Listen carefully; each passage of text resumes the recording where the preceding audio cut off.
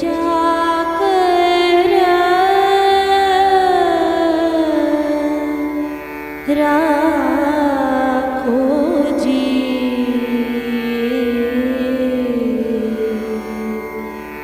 गिरिधारी लाल,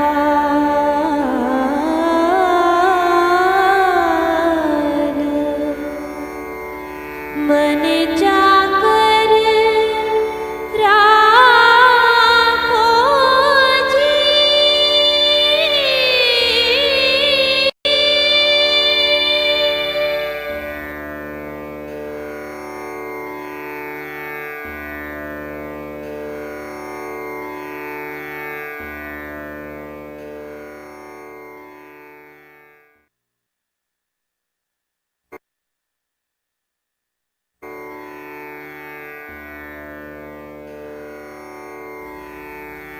मन चाकर राखो जी,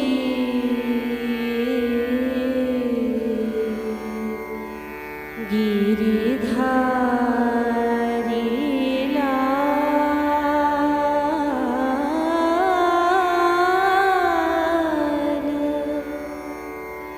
मन चाकर राखो जी।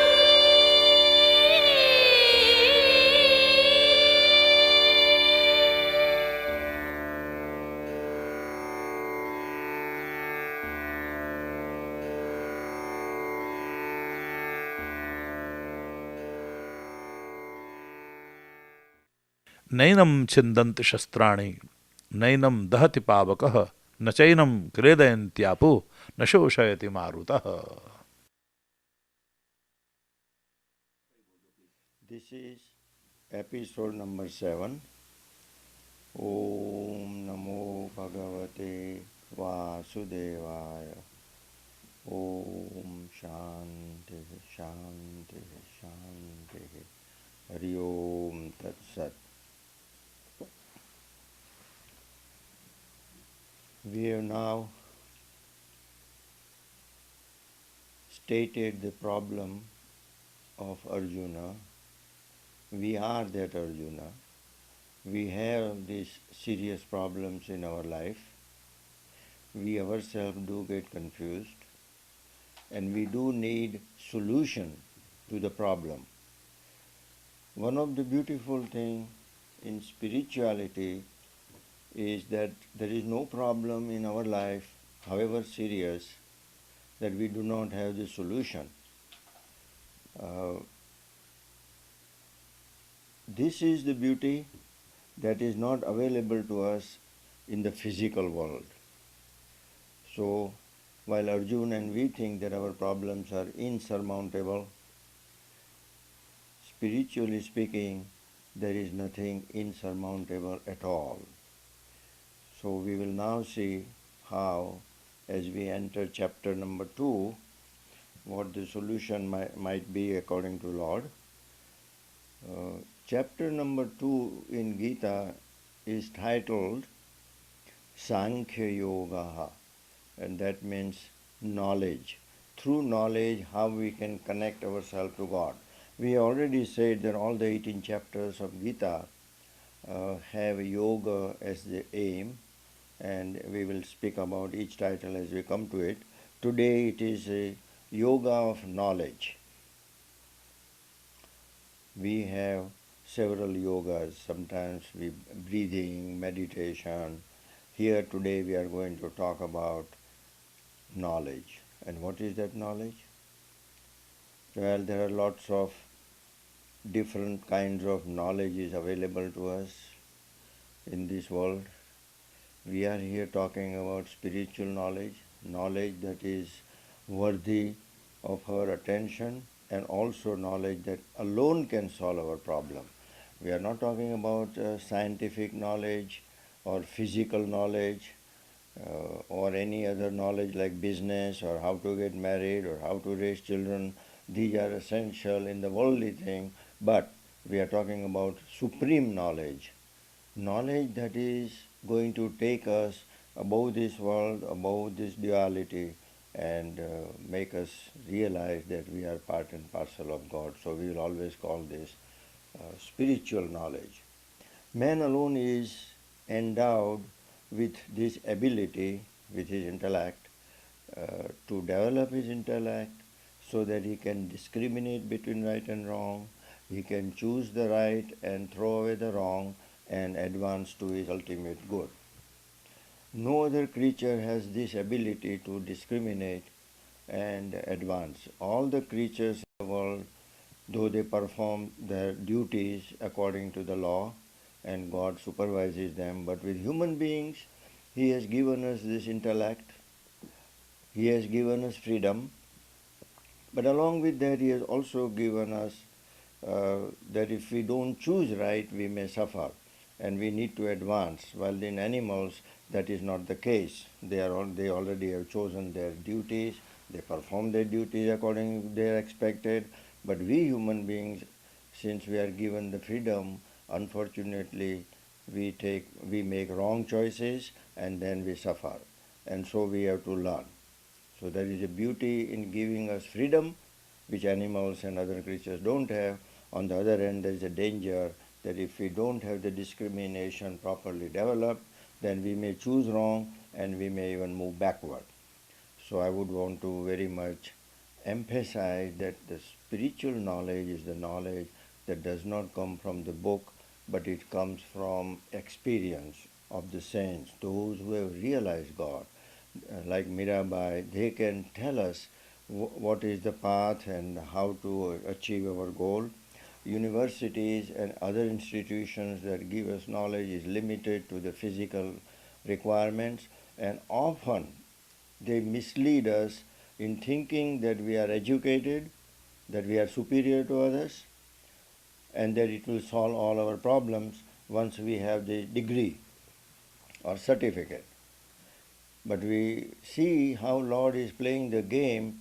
We had one of the saints in a couple of 100 years ago, Sri Ramakrishna Paramahamsa. He hardly knew how to read or write.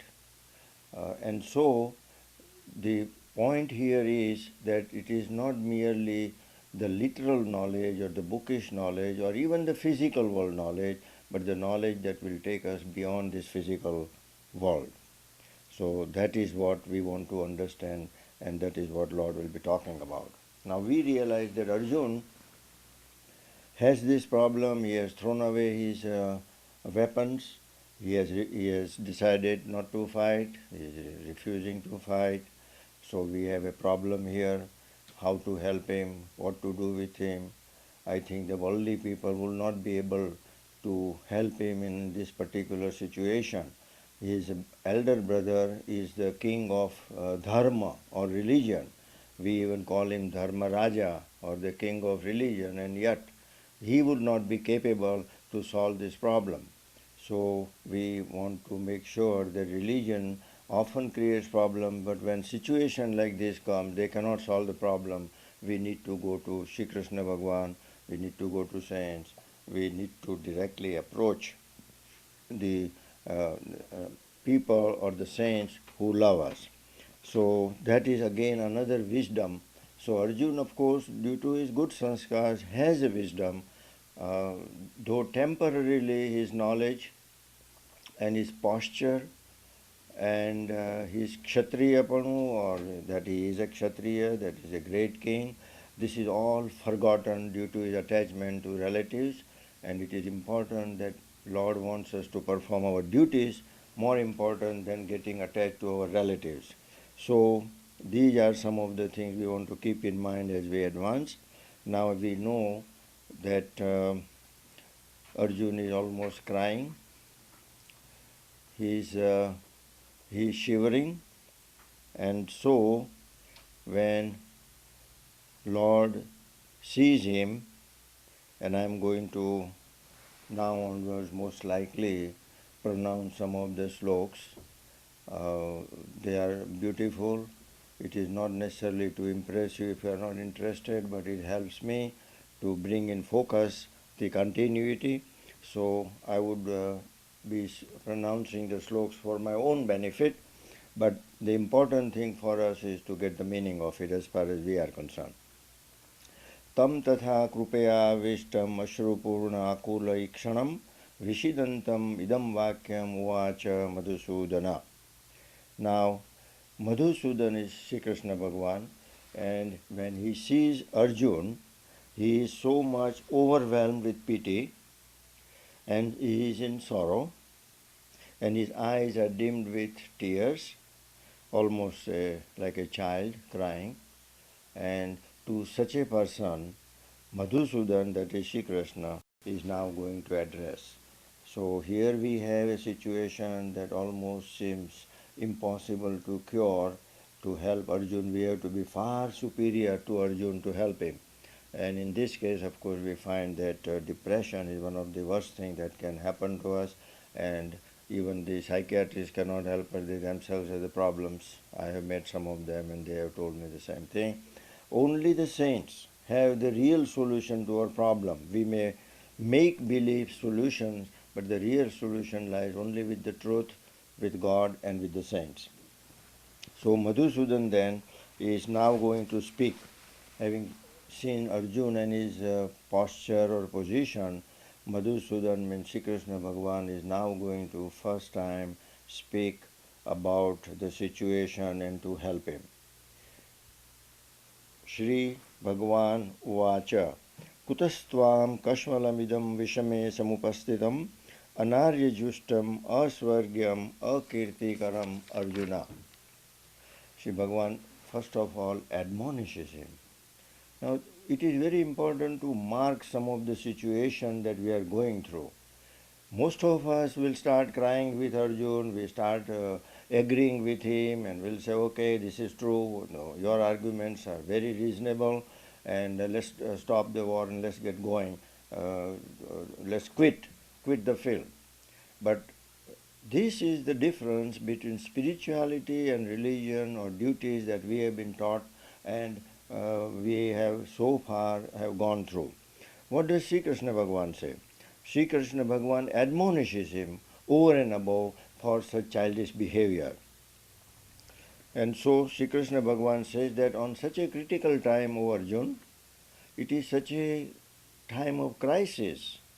We have prepared ourselves to fight. We have used all our wisdom, and there is nothing left on our part to do otherwise.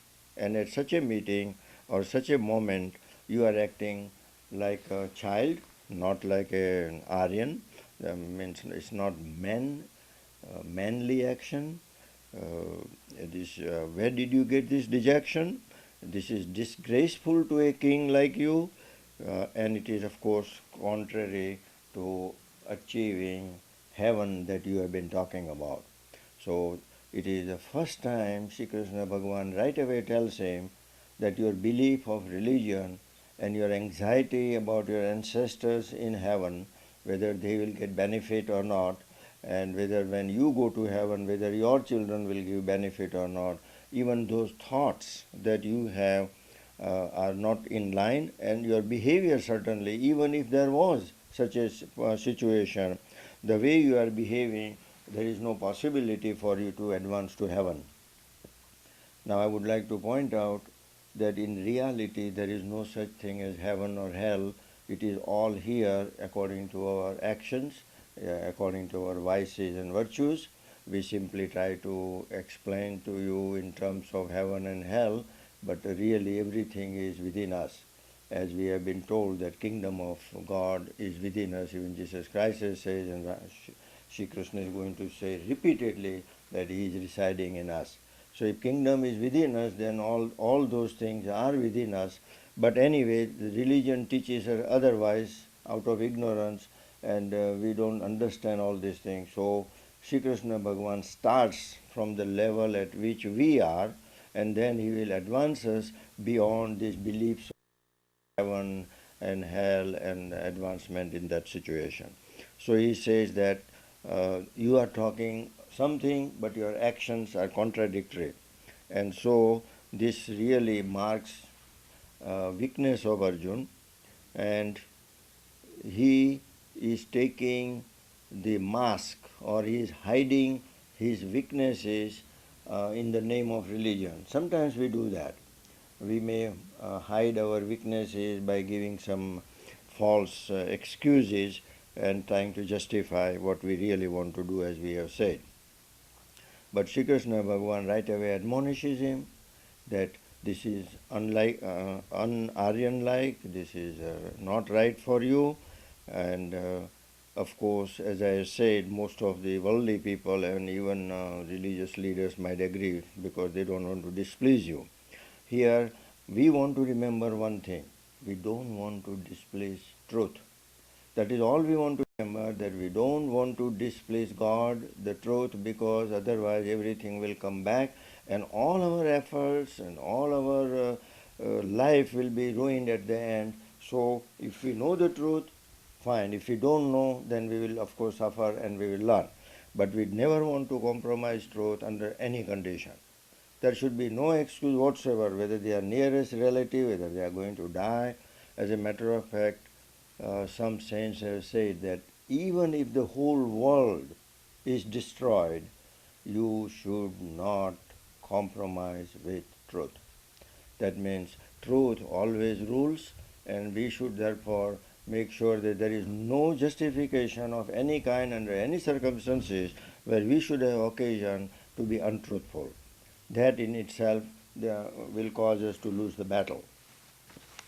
So Sri Krishna says, Klebhyam masmagama partha na etatvai upapadyate kshudram hridaya daurbalyam taktva uttishta parantapa. Now he is also going to encourage him, but the first thing he says is that don't yield to unmanliness. You are a son of Prithi, that is Kunti, and she herself is a great queen, and all this thing does not look nice to a person like you. So throw away this faint-heartedness and get up, because you have in the past defeated your enemies. You are not such coward or childish as you are showing right now. You are a capable person, I know it. You have forgotten it temporarily. Similarly, I think that any time a person has a problem, I think we should try to remind them about their qualities, their past performance. Of course, this must be always true. We sometimes try to praise our children or our parents or our friends against the truth. That, of course, as I have already said, never should be done. But if it is a fact, and if they have performed good works and temporarily they have forgotten, then it will be our duty to remind them that they should have no reason to be depressed or feel lost in life, because if they could have performed one time like Arjun has won the wars, he can win it again.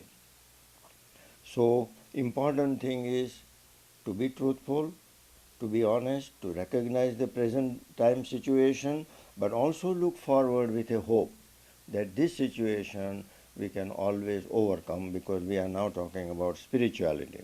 So Lord says that you have scorched your enemies before, you can do it now. Thus we may somehow arouse the strength. Maybe we can remind Arjun that he is such a great soul. Right now he cannot think of it, that he is such a great soul.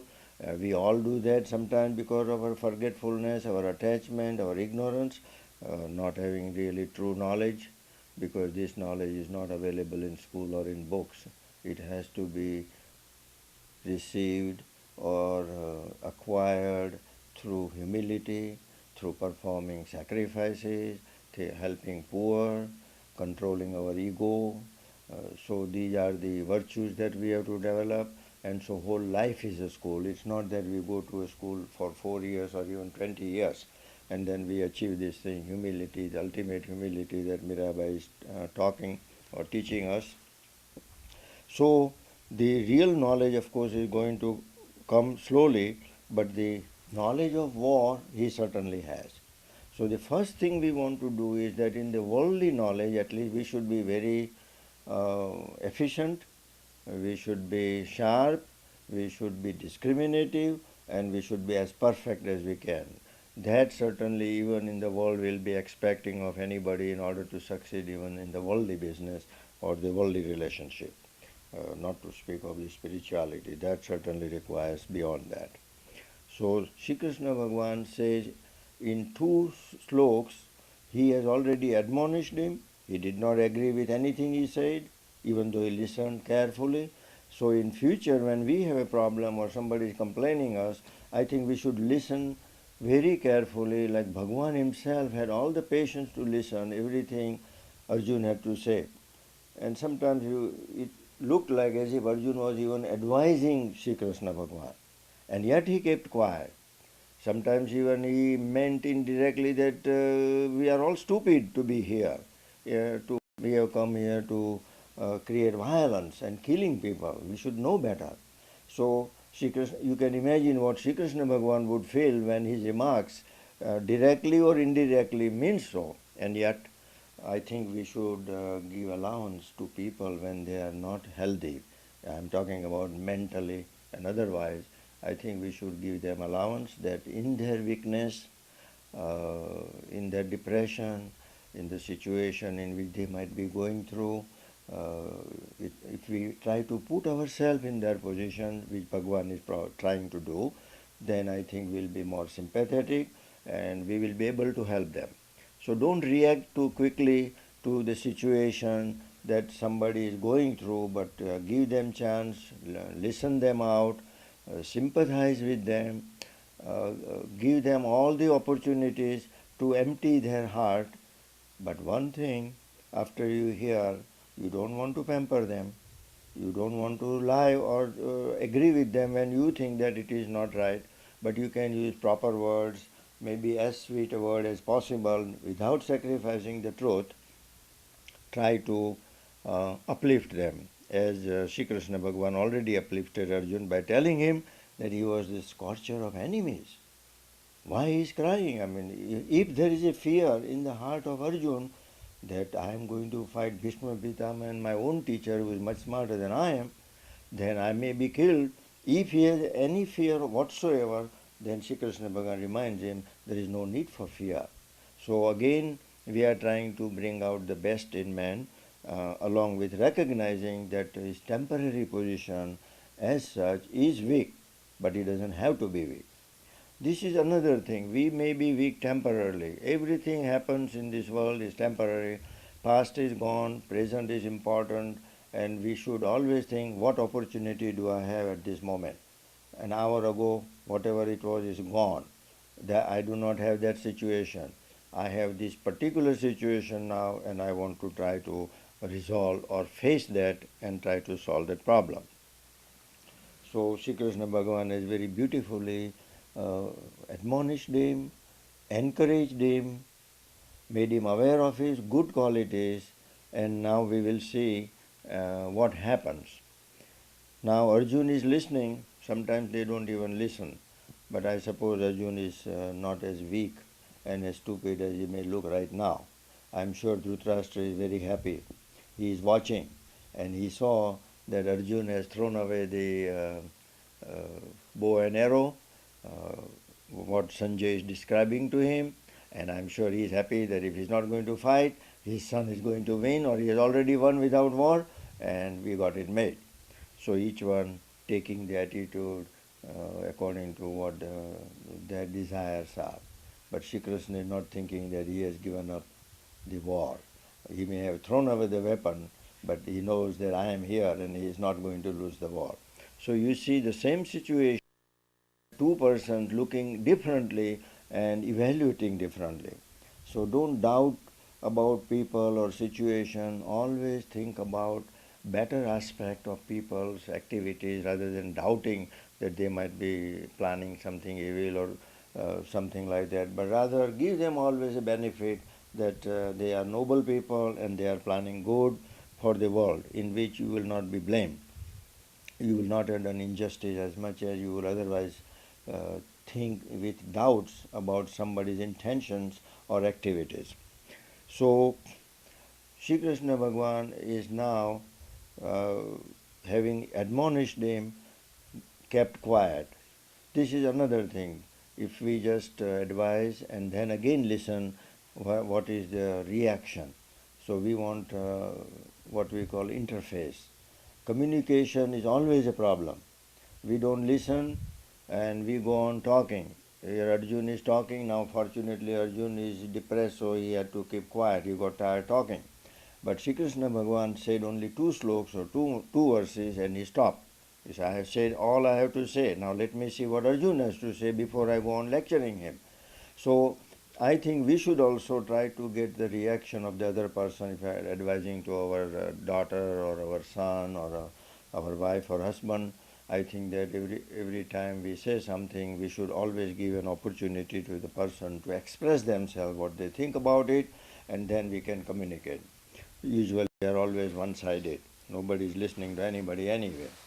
But here I think we want to learn from square one.